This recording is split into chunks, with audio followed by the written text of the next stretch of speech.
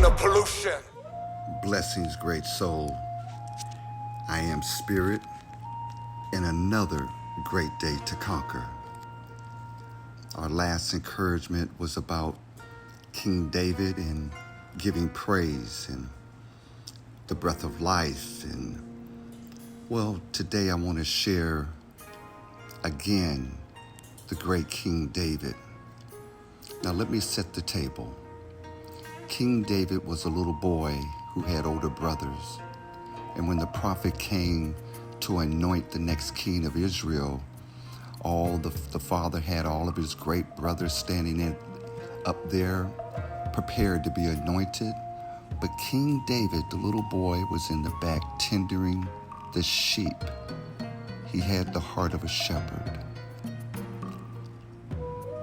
Now lend me your imagination, and let's look at this as if we're a 5-year-old. And David is the sheep in the prayer.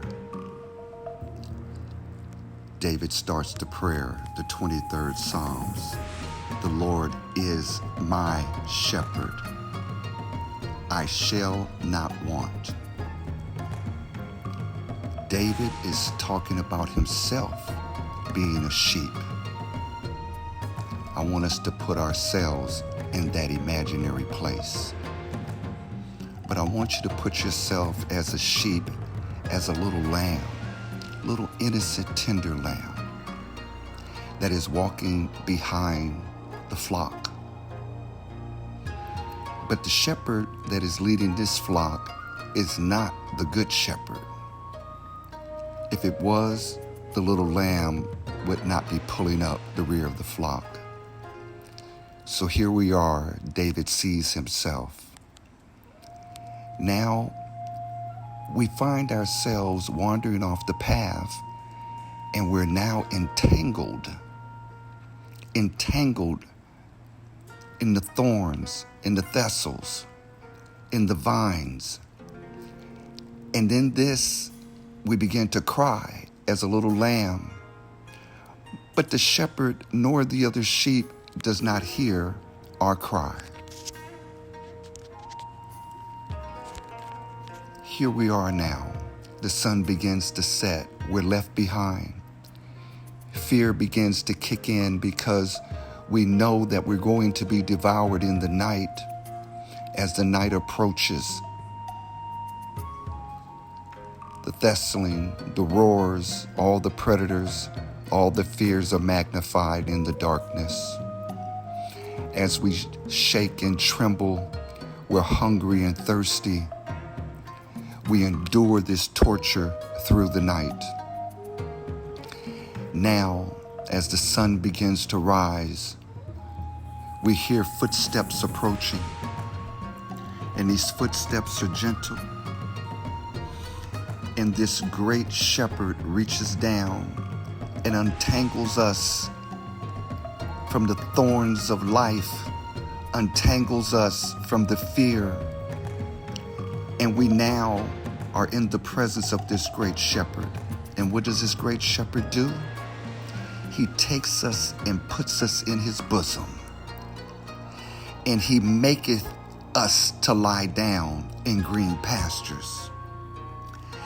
In these green pastures is where our hunger and the thirst begins to just get a little something from the dew on the morning grass. Now what happens? That shepherd is spending time with us in that pasture. And he stands up and he begins to walk towards the still water. And what do?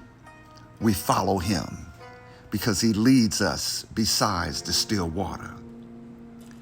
Now, prior to us getting down into that water and truly quenching our thirst, we look at ourselves and we see the little sheep that we are, the little lamb that we are, and we see the reflection of the great shepherd.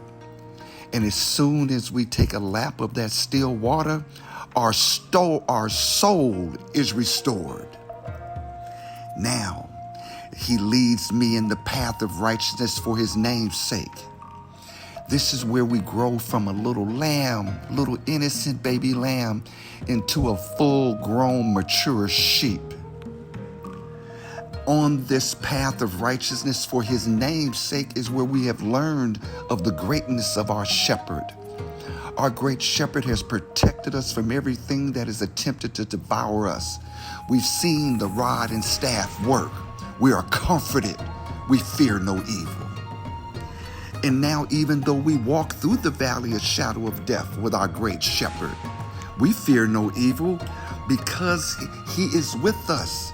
He is proven on the path of righteousness that we are grown from a little sheep, from a little lamb to a great mature sheep.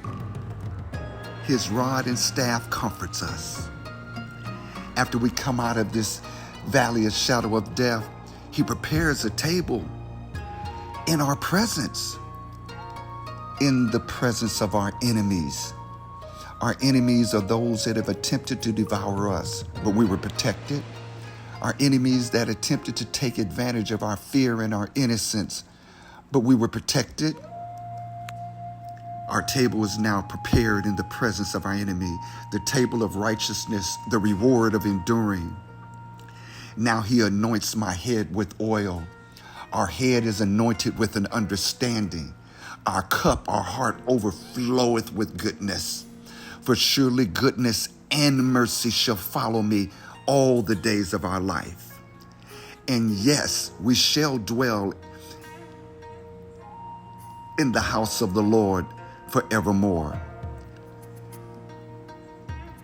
We are the little lambs growing, walking down the path of righteousness, experiencing the rod and the staff that protects us. We've walked through the valley of shadow of death and we fear no evil. He's already prepared the table in the presence of our enemy, and our cup does runneth over. And surely goodness and mercy has followed us all the days of our lives. And surely we shall dwell in the house of the Lord forevermore. Blessings to you, great souls. I am Spirit Ricks.